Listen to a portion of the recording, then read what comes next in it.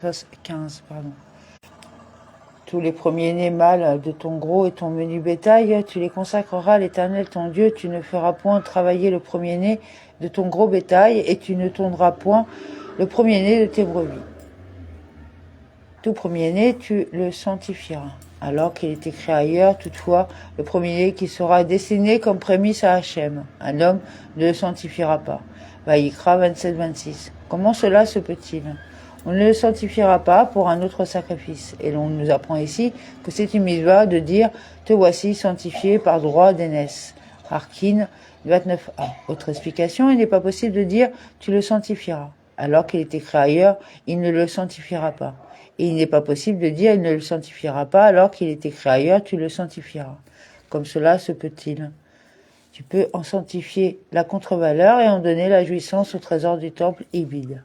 Tu ne travailleras pas avec le premier-né de ton bovin et tu ne le tondras pas. Nos maîtres ont enseigné que l'inverse est également interdit. Bekorot 25a. Mais le texte parle des situations les plus fréquentes. C'est devant l'Éternel ton Dieu à l'endroit qu'il aura choisi que tu le consommeras annuellement, toi et ta famille. Tu le mangeras devant Hachem, ton Elohim. C'est au Kohen qu'il s'adresse, car nous avons déjà trouvé que l'animal premier-né fait partie des dons faits au Kohanim, qu'il soit saint ou porteur de défauts corporels. Bekorot 28a, comme il est écrit, et leur chair sera à toi. Bamidbar 18-18. D'année en année, d'où l'on apprend que l'on ne diffère pas sa consommation de plus d'un an. Bekorot 28a. J'aurais pu penser que passé l'année, il fut inapte à être sacrifié. Mais on l'a déjà comparé à Maaser Sheni. Comme il est écrit, tu mangeras devant Hachem ton Elohim le Maaser de ta céréale, de ton mou et de ton huile, et les premiers-nés de ton gros bétail et ton menu bétail. Suprême 14-23. De même que le Maaser Sheni ne devient pas inapte d'une année à l'autre. De même, l'animal premier-né ne devient-il pas inapte, sauf que c'est une mitzvah de l'offrir dans sa première année. D'année en année, si on l'a égorgé à la fin de sa première année, on peut le consommer le même jour et le premier jour de l'année suivante. Cela nous apprend qu'on peut le consommer pendant 2 jours et la nuit qui les sépare, Bekorot 27b. Que s'il a un défaut, s'il est boiteux ou aveugle ou s'il a quelque autre vice grave, ne l'immole pas à l'Éternel ton Dieu. Un défaut, règle générale, boiteux ou aveugle, détail. Tout mauvais défaut. Retour à la règle générale, voire Rashi, Vaïkra 14.9. De même que les défauts corporels énumérés comme détail sont visibles et irréversibles. De même, tout défaut inclus dans la règle générale doit-il être visible et irréversible. Bekorot 37a. Consomme-le dans tes villes, l'homme pur et l'impur le mangeront indistinctement comme le chevreuil et le cerf.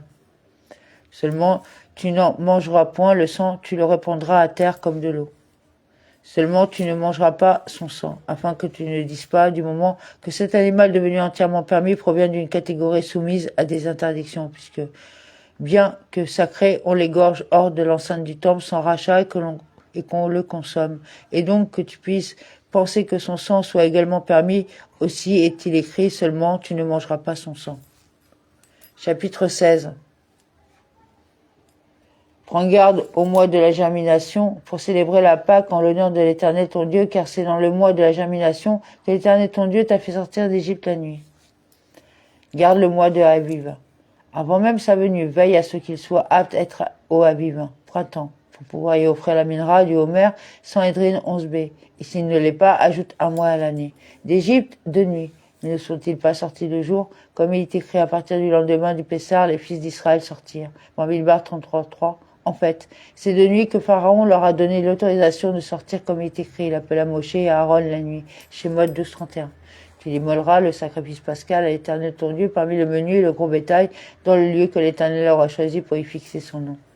Tu sanctifieras Pessar à Hachem, ton Elohim, ton menu bétail. Comme il est écrit, vous prendrez provenant des brebis et des chèvres. Shemot 12.5, et du gros bétail. Tu en sacrifieras en tant que Hagiga, si l'on s'est compté pour la consommation de l'agneau pascal en un groupe trop nombreux. On y joint la Hagiga, Betsarim 69b, de manière à ce qu'il soit consommé en état de CSCT. Betsarim 70a. Et nos maîtres ont encore déduit maintes enseignements de ce verset-ci.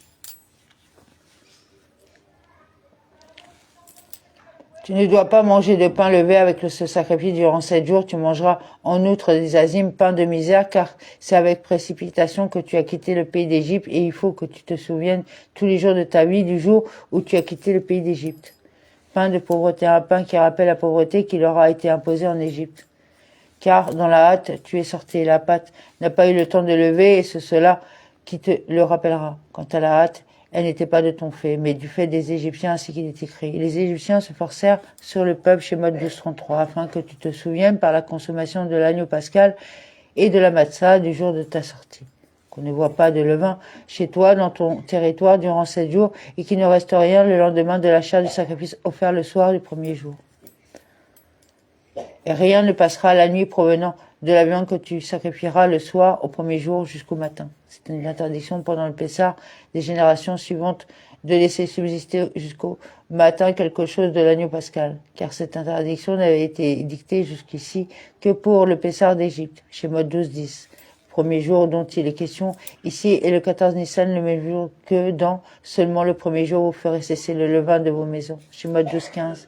Et comme le texte cesse de parler de l'agneau pascal et commence à énumérer les règles applicables aux 7 jours, comme 7 jours tu mangeras sur lui des massotes, verset 3, ou et il ne verra pas chez toi de levain dans toute ta limite. Il était nécessaire qu'elle expliquât le sacrifice auquel s'applique cette interdiction. Car s'il avait été écrit, et rien ne passera la nuit provenant de la viande que tu sacrifieras le soir jusqu'au matin. Sans l'ajout au premier jour, j'aurais dit que l'interdiction s'applique à tous les shélamim égorgés pendant l'ensemble des 7 jours, et qu'on ne peut les consommer que le jour même et la nuit suivante. Voilà pourquoi il est écrit le soir au premier jour. Autre explication, le texte parle ici de la Giga du 14 Nissan et il nous apprend qu'elle peut être consommée pendant 2 jours. Le premier jour dont il est question ici est le premier jour de la fête. Et voici ce que veut dire le verset, la viande de la Giga que tu auras sacrifiée la veille ne passera pas la nuit du premier jour de la fête jusqu'au matin du deuxième. Mais on la consommera le 14 et le 15. Voilà ce qui était enseigné dans le traité Bessarim 71b. Tu ne pourras pas immoler l'agneau pascal dans quelques-unes des villes que l'Éternel ton Dieu te donnera. Mais uniquement au lieu que l'Éternel ton Dieu aura choisi pour y faire résider son nom, là tu immoleras le sacrifice pascal sur le soir au coucher du soleil à l'anniversaire de ta sortie d'Égypte. Au soir, au soleil couchant, temps où tu es sorti d'Égypte. Ce sont 3 moments distincts. Le soir, à partir de la 6e heure et au-delà, sacrifie-le. Au soleil couchant, consomme-le. Et au temps où tu es sorti, incinère-le. C'est-à-dire que ces restes deviennent de tard et qu'il faut les amener à la maison d'incinération cifrée. Tu le feras cuire et le mangeras en ce même lieu que l'Éternel ton Dieu aura choisi. Pour le lendemain, tu pourras t'en retourner dans tes demeures. Tu feras cuire, c'est-à-dire rôtir au feu, chez Mode 12.9, car cela aussi s'appelle une cuisson. Tu t'en retourneras au matin, le matin du 10e jour. Cela nous apprend que l'on devait passer à Jérusalem la nuit qui suivait la fête, cifrée. 6 jours tu mangeras des azim, de plus le 7e jour il y aura une fête solennelle pour l'Éternel ton Dieu, tu ne feras aucun travail. 6 jours tu mangeras des matzot, alors qu'il est écrit ailleurs 7 jours. Vous mangerez des matzot, chez Mode 12.15. 7 jours de la veille farine et 6 jours de la nouvelle. Autre explication, cela nous apprend qu'il n'est pas obligatoire de consommer de la matzah le 7e jour Pessarim 120a. Et de là, tu apprends la même règle pour les 6 derniers jours, car la règle applicable au 7e jour est incluse dans un principe général, puis il est écarté de ce principe général, cela en vue d'un enseignement, à savoir que la consommation de la matzah n'est pas, ce jour-là, obligatoire, mais facultative. Cette mise à l'écart est destinée à nous apprendre quelque chose non seulement sur cette règle, mais aussi sur le principe général, de même que cette consommation est une faculté le 7e jour, de même l'est-elle pendant tous les jours, sauf la première nuit, où le texte l'érige en obligation comme il est écrit. Au soir, vous mangerez des matzot, chez Mode 12.18, voir Rashi, chez Mode 12.15. Une fermeture, Atseret, pour Hachem, ton Elohim, ferme-toi au travail. Agiga 18. Autre explication, une réunion pour manger et pour boire, dans le sens de nous te retiendrons, Nehetzar, de grâce, et te préparerons un chevreau. Shoftim 13-15. Puis tu compteras 7 semaines aussitôt qu'on mettra la fossile au blé, tu commenceras à compter ces 7 semaines. Depuis le commencement de la fossile dans la moisson. Dès la moisson du Homer, qui constitue la première de la moisson, Ménarod 66a. Et tu célébreras une fête des semaines en l'honneur de l'Éternel ton Dieu à proportion des dons que ta main pourra offrir selon que l'Éternel ton Dieu t'aura béni. Tribu d'offrande volontaire, Nedava, de ta main, suivant la Nedava, de ta main, le tout à la mesure de la bénédiction octroyée par Hachem, apport des Shélamim, de joie et convie des hôtes à les consommer. Et tu te réjouiras en présence de l'Éternel ton Dieu, toi, ton fils et ta fille, ton esclave et ta servante lévite, qui sera dans tes murs, l'étranger, l'orphelin et la veuve qui seront près de toi dans l'enceinte que l'Éternel ton Dieu aura choisi pour y faire habiter son nom. Et le Lévi, et l'étranger, l'orphelin et la veuve, 4 des miens face à 4 des tiens. Ton fils, ta fille, ton serviteur, ta servante. Si tu te réjouis les miens, je réjouirai les tiens. Tu te souviendras que tu as été esclave en Égypte et tu observeras fidèlement ces lois.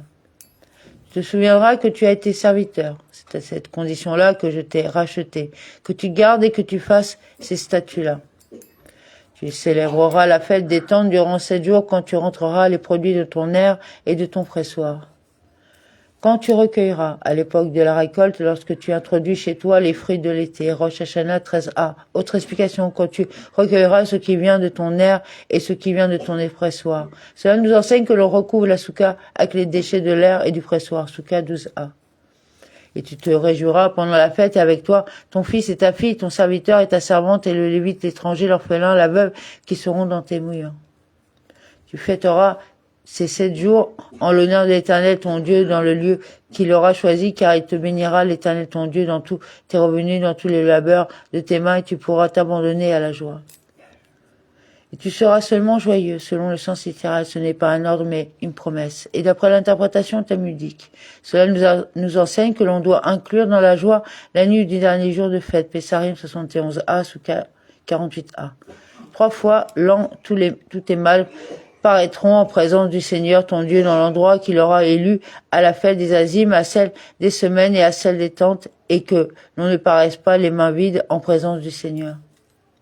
Et on ne paraîtra pas devant Hachem Avid, mais on apporte les roulottes du pèlerinage et les shélamim de Hagiga. Mais chacun donnera selon ses moyens, selon les bénédictions que l'Éternel ton Dieu t'aura dispensées. Chaque homme selon ce que donne sa main. Celui qui possède beaucoup de victuailles et beaucoup des moyens apportera beaucoup, des roulottes et beaucoup de shélamim. Hagiga 8b. Amen.